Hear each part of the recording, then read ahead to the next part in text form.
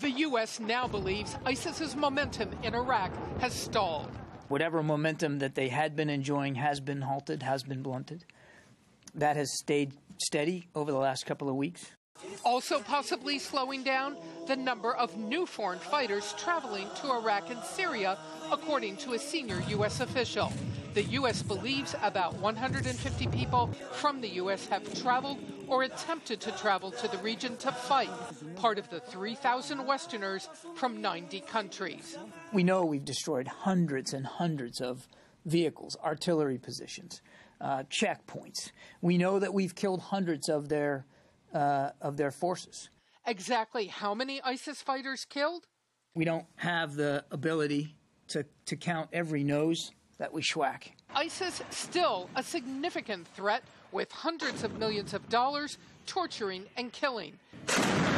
Syria remains their safe haven. ISIS fighters in a new video in the Syrian border town of Kobani claiming gains. But Kurdish fighters say they control much of the city. The Pentagon is careful not to predict victory just yet. For months, ISIS moved with lightning speed across northern and western Iraq, taking the town of Mosul, moving into Fallujah and Ramadi in Al-Anbar province. But for the last 2 to 3 weeks, ISIS has not taken significant new ground, the U.S. says. Instead, ISIS has had to go on defense, trying to hold on to what it has.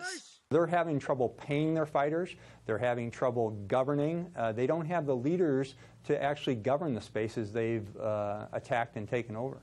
But with ISIS still able to launch attacks at places like Al-Assad Air Base, where 320 Marines are located, an urgent effort is underway there and at other bases to train Iraqi units. The U.S. now plans to sell Iraq 175 M1A1 Abrams battle tanks and 1,000 Humvees for nearly $3 billion.